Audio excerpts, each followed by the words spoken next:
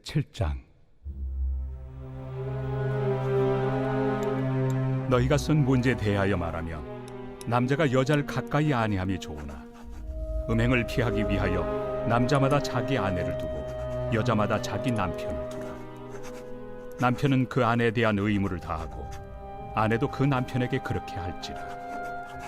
아내는 자기 몸을 주장하지 못하고 오직 그 남편이 하며 남편도 그와 같이 자기 몸을 주장하지 못하고 오직 그 아내가 하나니 서로 분방하지 말라. 다만 기도할 틈을 얻기 위하여 합의상 얼마 동안은 하되 다시 합하라. 이는 너희가 절제 못함으로 말미암아 사탄이 너희를 시험하지 못하게 하려 함이라. 그러나 내가 이 말을 함은 허락이요 명령은 아니니라. 나는 모든 사람이 나와 같기를 원하노라. 그러나 각각 하나님께 받은 자기의 은사가 있으니 이 사람은 이러하고 저 사람은 저러하니라. 내가 결혼하지 아니한 자들과 과부들에게 이르노니 나와 같이 그냥 지내는 것이 좋으니라. 만일 절제할 수 없거든 결혼하라. 정욕이 불같이 타는 것보다 결혼하는 것이 나으니라. 결혼한 자들에게 내가 명하노니 명하는 자는 내가 아니요 주시라. 여자는 남편에게서 갈라서지 말고 만일 갈라섰으면 그대로 지내든지 다시 그 남편과 화합하든지 하라. 남편도 아내를 버리지 말라. 그 나머지 사람들에게 내가 말하노니 이는 주의 명령이 아니라. 만일 어떤 형제에게 믿지 아니하는 아내가 있어 남편과 함께 살기를 좋아하거든 그를 버리지 말며, 어떤 여자에게 믿지 아니하는 남편이 있어 아내와 함께 살기를 좋아하거든 그 남편을 버리지 말라. 믿지 아니하는 남편이 아내로 말미암아 거룩하게 되고 믿지 아니하는 아내가 남편으로 말미암아 거룩하게 되나니 그렇지 아니하면 너희 자녀도 깨끗하지 못하니라. 그러나 이제 거룩하니라. 혹 믿지 아니하는 자가 갈리거든 갈리게 하라. 형제나 자매나 이런 일에 구애될 것이 없느니라.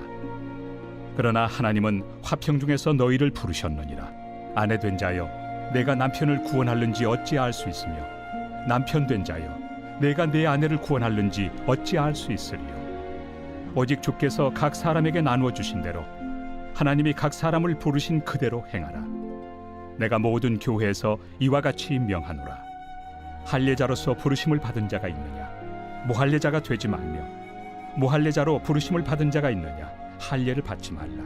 할례 받는 것도 아무것도 아니요 할례 받지 아니하는 것도 아무것도 아니로되 오직 하나님의 계명을 지킬 따름이니라. 각 사람은 부르심을 받은 그 부르심 그대로 지내라. 내가 종으로 있을 때 부르심을 받았느냐 염려하지 말라. 그러나 내가 자유롭게 될 수 있거든 그것을 이용하라. 주 안에서 부르심을 받은 자는 종이라도 주께 속한 자유인이요 또 그와 같이 자유인으로 있을 때 부르심을 받은 자는 그리스도의 종이니라. 너희는 값으로 사신 것이니 사람들의 종이 되지 말라. 형제들아, 너희는 각각 부르심을 받은 그대로 하나님과 함께 거하라. 처녀에 대하여는 내가 주께 받은 계명이 없으되 주의 자비하심을 받아서 충성스러운 자가 된 내가 의견을 말하노니 내 생각에는 이것이 좋으니 곧 임박한 환난으로 말미암아 사람이 그냥 지내는 것이 좋으니라. 내가 아내에게 매였느냐 노이기를 구하지 말며, 아내에게서 노였느냐 아내를 구하지 말라. 그러나 장가가도 죄 짓는 것이 아니요 처녀가 시집가도 죄 짓는 것이 아니로되 이런 이들은 육신의 고난이 있으리니 나는 너희를 아끼노라. 형제들아, 내가 이 말을 하노니 그때가 단축하여진 고로 이후부터 안에 있는 자들은 없는 자같이 하며 우는 자들은 울지 않는 자같이 하며 기쁜 자들은 기쁘지 않은 자같이 하며 매매하는 자들은 없는 자같이 하며 세상 물건을 쓰는 자들은 다 쓰지 못하는 자같이 하라. 이 세상의 외형은 지나감이니라. 너희가 염려 없기를 원하노라. 장가가지 않은 자는 주의 일을 염려하여 어찌하여야 주를 기쁘시게 할까 하되, 장가간 자는 세상 일을 염려하여 어찌하여야 아내를 기쁘게 할까요. 마음이 갈라지며 시집가지 않은 자와 처녀는 주의 일을 염려하여 몸과 영을 다 거룩하게 하려 하되, 시집간 자는 세상 일을 염려하여 어찌하여야 남편을 기쁘게 할까 하느니라. 내가 이것을 말함은 너희의 유익을 위함이요 너희에게 올무를 놓으려 함이 아니니 오직 너희로 하여금 이치에 합당하게 하여 흐트러짐 없이 주를 섬기게 하려 함이라. 그러므로 만일 누가 자기의 약혼에 대한 행동이 합당하지 못한 줄로 생각할 때 그 약혼의 홍기도 지나고 그같이 할 필요가 있거든 원하는 대로 하라. 그것은 죄 짓는 것이 아니니 그들로 결혼하게 하라. 그러나 그가 마음을 정하고 또 부득이한 일도 없고 자기 뜻대로 할 권리가 있어서 그 약혼녀를 그대로 두기로 하여도 잘하는 것이니라. 그러므로 결혼하는 자도 잘하거니와 결혼하지 아니하는 자는 더 잘하는 것이니라. 아내는 그 남편이 살아있는 동안에 매여 있다가 남편이 죽으면 자유로워 자기 뜻대로 시집갈 것이나 주 안에서만 할 것이니라. 그러나 내 뜻에는 그냥 지내는 것이 더욱 복이 있으리로다. 나도 또한 하나님의 영을 받은 줄로 생각하노라.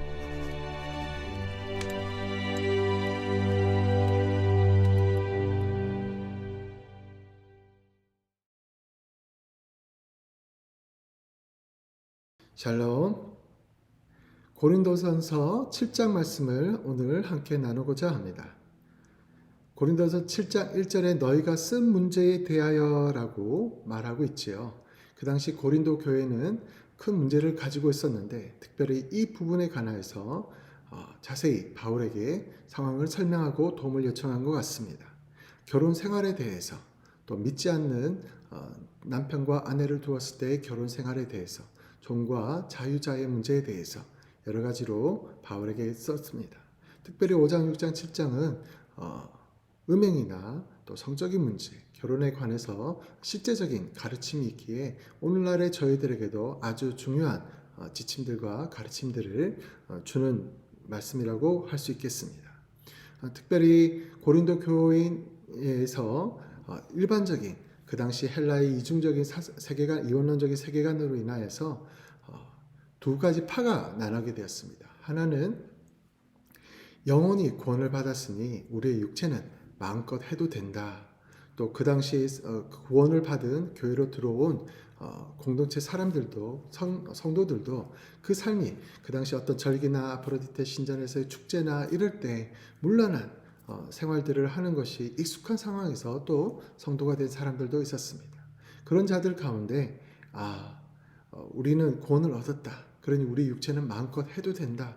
우리가 배가 고프고 뭐 먹고 싶으면 먹지요. 그런 것처럼 성적인 문제에 있어도 그런 것들을 마음껏 자기들이 원할 때 해도 된다라고 말하는 것에 대해서 보게 됩니다. 그런 방종파가 있고 거기에 대해서 바울이 크게 꾸짖기도 하고 말을 하였습니다.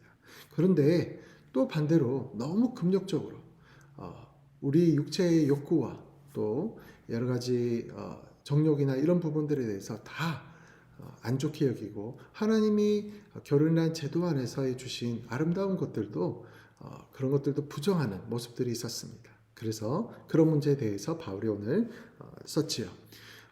결론부터 바울이 말하는 것을 보면 음행을 폐하기 위하여 남자마다 자기 아내를 두고 여자마다 자기 남편을 두라. 그리고 서로에 대한 의무를 다하라 라고 말씀하고 있습니다.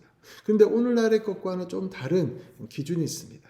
마치 예수님께서, 하나님께서 우리에게 결혼 제대로 하실 때 처음에 결혼은 서로가 서로를 보완해주고 돕는 배필이 되어주고 또 하나가 되는 것을 경험하는 놀라운 공동체였습니다. 근데 죄로 말미암아 깨어졌을 때 서로가 서로를 지배하려는, 이용하려는 또 자기의 욕구대로 이렇게 하려는 그런 모습들이 있죠. 남자 여자나 다 그렇습니다. 그런데 그런 것이 아닌 하나님의 중심에 가치관과 삶을 가졌을 때는 그런 것들을 또 회복할 수 있는, 서로 자기의 욕구와 마음에만 집중하지 말고 서로 상대방을 섬기고 상대방에게 맞춰주는 그런 모습을 훈련하는 장으로 또한 이 가정의 모습이 또 필요하다. 결혼의 유익이 그런 부분들이 있다라고 말하고 있습니다. 그리고 서로 분방하지 말라라고 말씀을 하면서 얼마 동안은 하나님께만 집중하고 기도하는 그런 모습을 할 때 잠깐 분방을 하더라도 다시 또 합하라는 모습에서 우리의 육체의 욕구와 당시에 고린도 교회의 상황이 너무나 음행을 할 수 있는 그런 조건과 환경들이 유혹을 받을 수 있기 때문에 그런 것들을 지혜롭게 또한 찾아내 건강한 관계들을 통하여서 처단하는 모습을 보고 있습니다. 그렇지만 또한 바울은 말합니다. A는 A고 B는 B다. 이게 아니라 각 사람의 마음의 중심을 보시는 하나님께 그 마음의 중심을 이렇게 드리기를 원하고 있지요. 그리고 가능하면 독신의 은사를 받은 바울처럼 또 하나님만을 전적으로 섬기는, 하나님에 대해 전적으로 헌신하는 그런 모습은 어떠냐. 하지만 그렇지 못한 경우도 내가 좀 특별한 사람이라는 건 안다. 이런 투로 또 이렇게 권면하고 있습니다. 그렇지만 또한 결혼하지 않는 자들이 또 잘하고 또 결혼한 사람들도 잘했다.